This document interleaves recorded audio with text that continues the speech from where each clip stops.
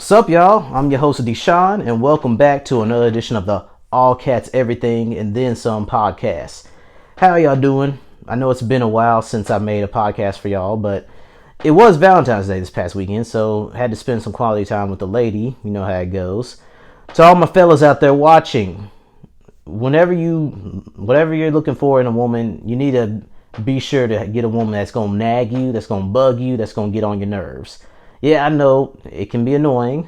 Don't get me wrong, it is annoying, but a girl that's always nagging and bugging you and getting on your nerves, she only doing that because she cares about you.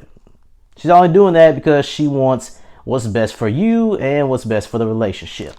You know, the moment she stops nagging and bugging, yeah, it's you might want to start worrying, or it might be gloom and doom for you going forward. I don't know. But anyways, moving on.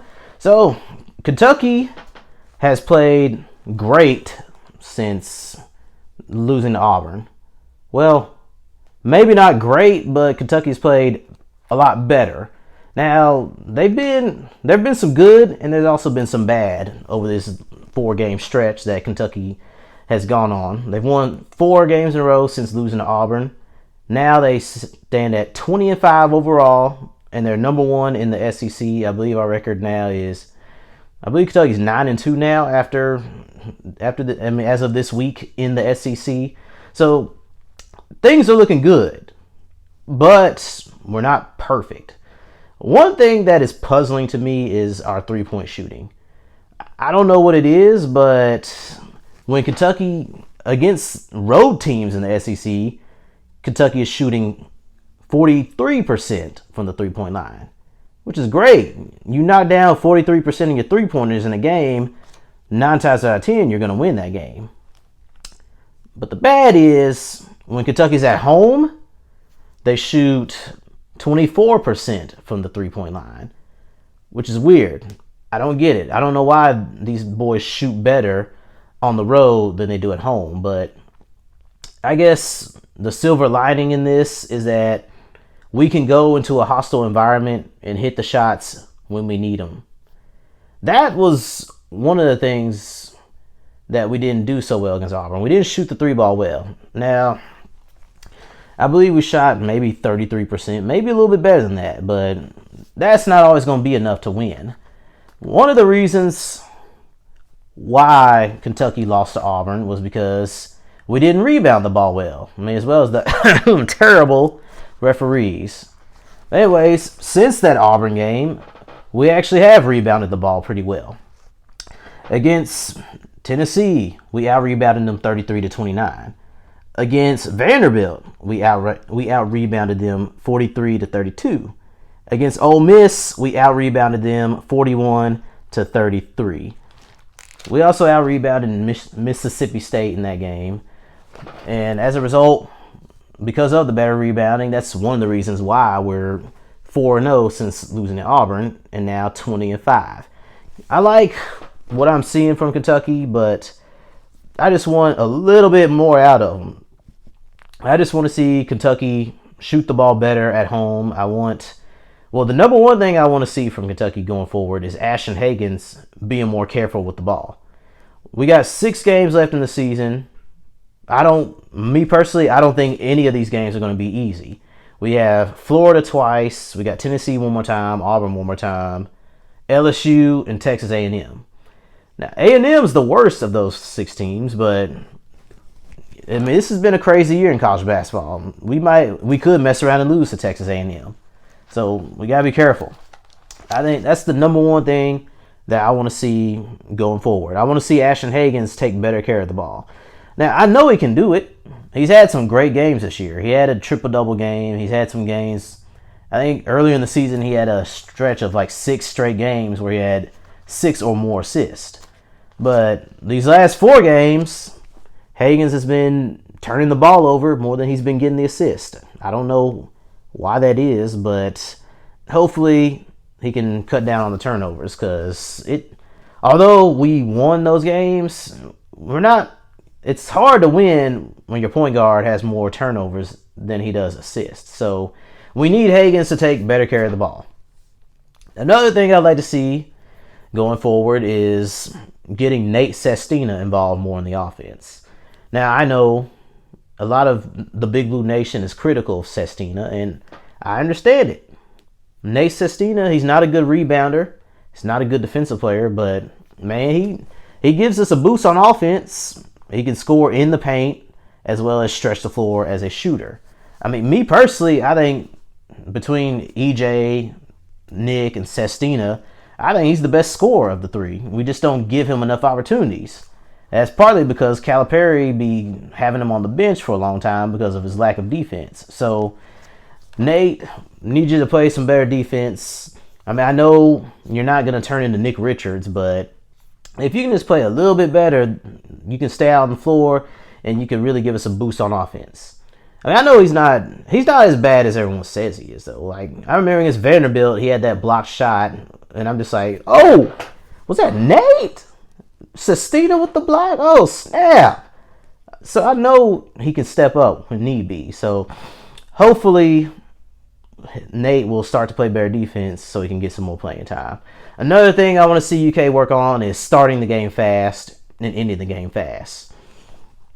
Against Vanderbilt, I'm not gonna lie to you. Vanderbilt had me worried a little bit in the first half because they was just hitting everything. They were raining threes left and right. Kentucky, at one point in the first half, we was losing by 14 points. We go into the second half down by 9, but we still ended up winning the game. I don't know what it is about Vanderbilt, but no matter how bad they are, they always play Kentucky tough. I believe Vanderbilt's record right now is 9-15. I don't know, but yeah, that was a tough game, even though we ended up winning by 13. Because in the end, I think we had like 3 minutes left in the game. Vanderbilt started pressing us, and they cut the lead to within 5. But we calmed down. We didn't let it rattle us. We pushed the lead back up. We ended up beating Vanderbilt by 13. Now, the slow starts has been a common theme in a lot of our games this year. It hasn't been the case for every game, but against Vanderbilt, we started slow and had to come back and win. Against Ole Miss, we were kind of slow. We went into the half, I think we was down by 5 or 6, but we still ended up winning that game, even though it was a tough, grinded out game. Now, I don't like close games. Now, I don't expect Kentucky to win every game in a blowout, but I'd like to see them win a little bit more comfortably. So not at the edge of my seat every time they play and sweating bullets because we're close with a minute left in the game. You know what I mean? I don't think anyone likes that, but sometimes close games are beneficial because you learn a lot about your team. You learn whether they can persevere or whether they're going to fold under pressure when the going is tough. So there's good and bad to having close games. Hopefully, again, I do hope that Kentucky can be fast and be more consistent because, again, none of these games are going to be easy. Florida, yeah, they're not the greatest. They're not that great this year like they have been in years past, but they're always a tough outing. No matter what their record is, Florida is always a tough game for Kentucky. The last time I can remember Kentucky beating Florida with ease was the 14-15 season when we had our platoon system with Towns and Devin Booker, Cauley Stein, all them. We beat Florida as well as a lot of our opponents pretty easily that year.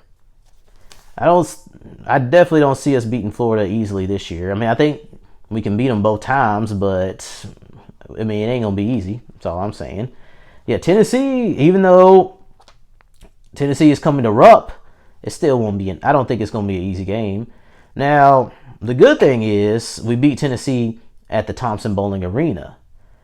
Now, the good thing with that is, yeah, we're going to have the momentum going into this game when they come to Rupp. But another good thing is, last time we beat Tennessee at their arena, we went to the Final Four, which I didn't realize this until they mentioned it Saturday, and then it hit me. I'm like, oh, snap. Man, we sure haven't been to the Final Four since we haven't been able to beat Tennessee at their arena. Because the 15-16 season, that's when we had Tyler Ulis as a point guard. We ended up losing in the second round. 16-17 season when we had De'Aaron Fox Malik Monk, and Bam Adebayo, we ended up losing in the Elite Eight. Also, we didn't beat Tennessee at their arena in either of those years. The 17-18 season, when we had Quade Green and PJ Washington and Kevin Knox, we ended up losing the Sweet 16.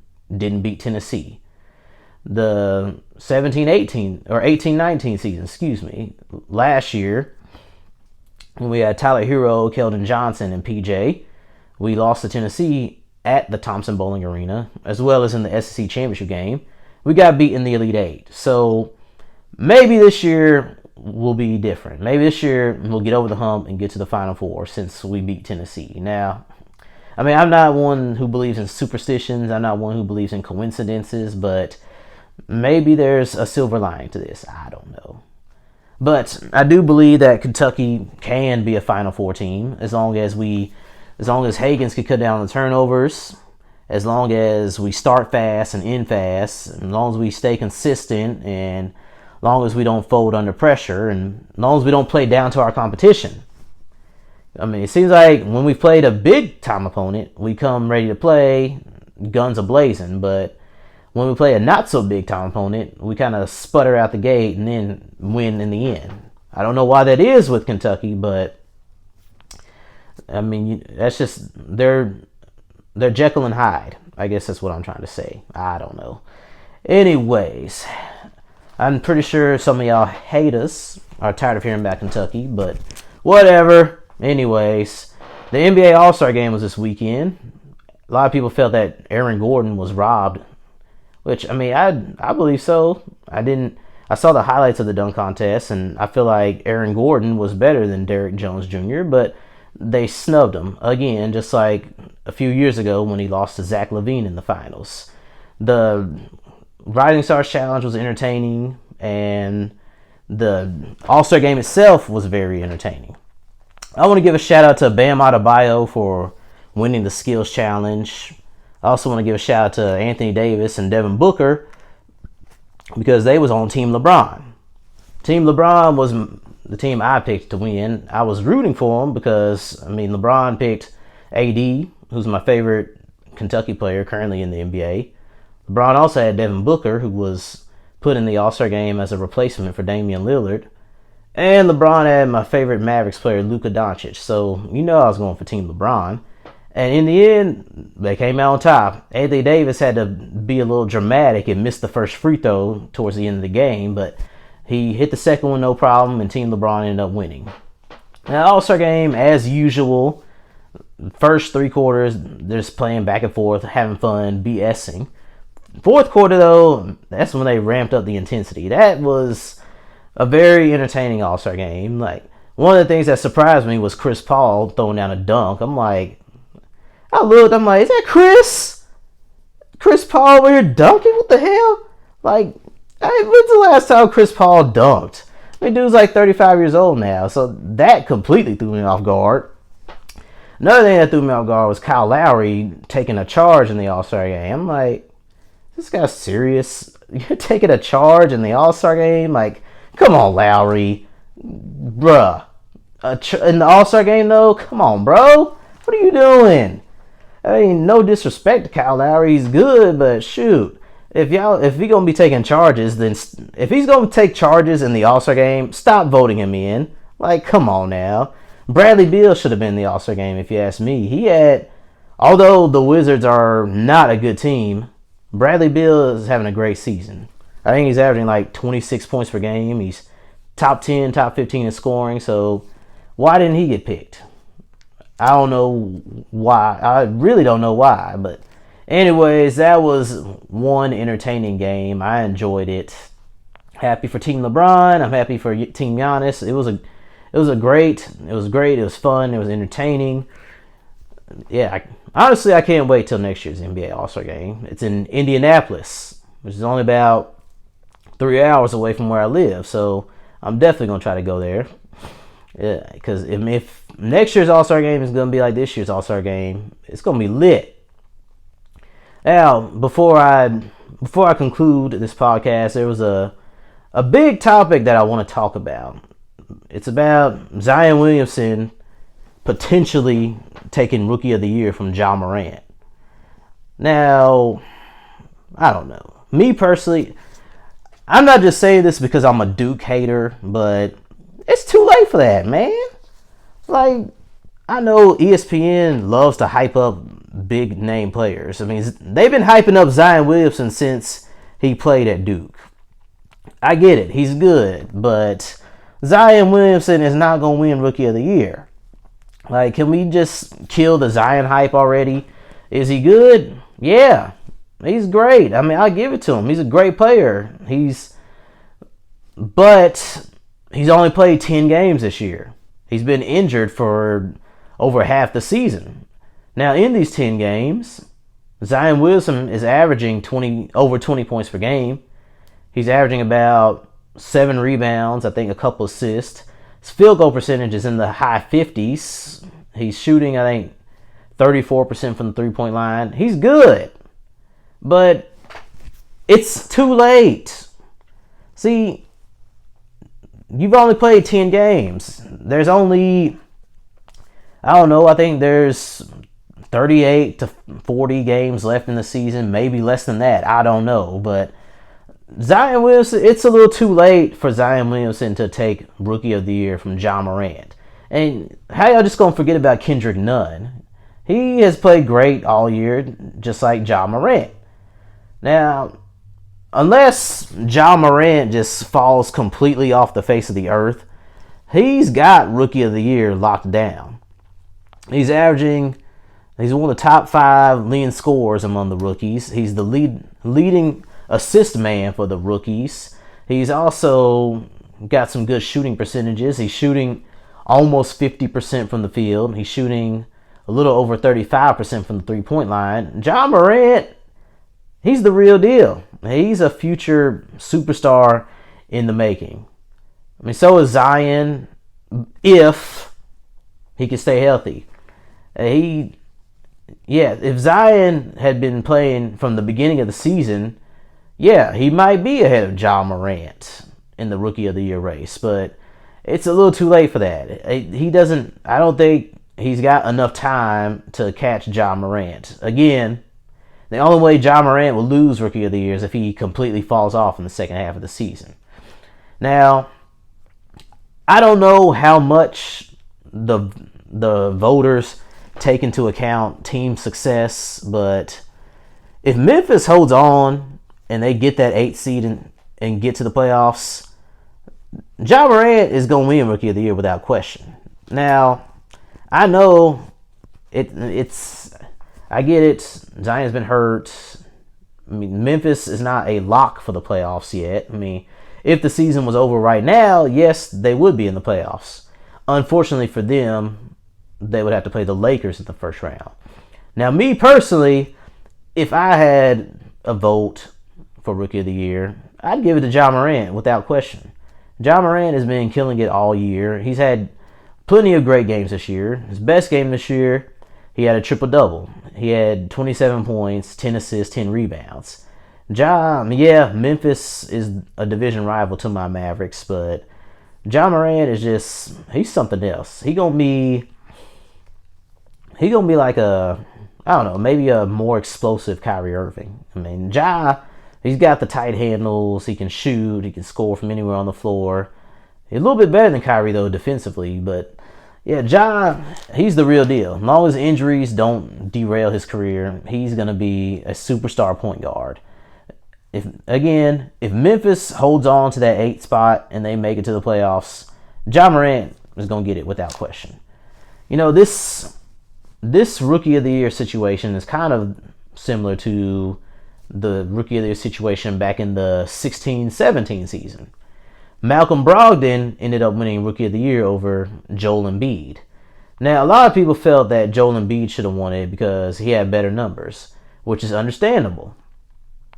Joel Embiid, well, technically, that was supposed to be his 3rd year in the NBA. He was drafted in 2014, but because of his foot injuries, he missed all the 2014-15 season, and he missed all of the 2015-16 season. The 16-17 season, Joel Embiid averaged about 20 points, 8 rebounds, shot, I think, 48% from the field and like 36% from the three-point line. He had some good numbers, but the problem is he only played 31 games.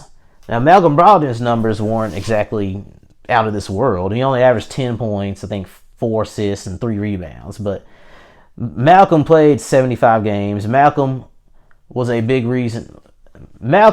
help in getting the Bucks to the playoffs. So that's probably why I think the team success plus the fact that Brogdon was healthy was the reason why he got Rookie of the Year over Embiid.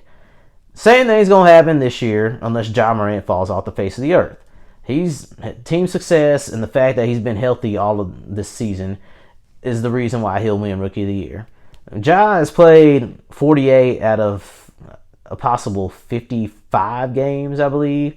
Now, I don't know if every team has played the same amount of games this year as of right now, because my Mavericks are 33 and 22, which that's 55 altogether. But you look at the Lakers, they're 41 and 12, which is 53 games. So, I mean, every team has played at least 50 games, 50 plus. And Ja has played in 48 of those, whereas Zion's only played in 10 games. So, yeah, stop with the Zion winning Rookie of the Year hype.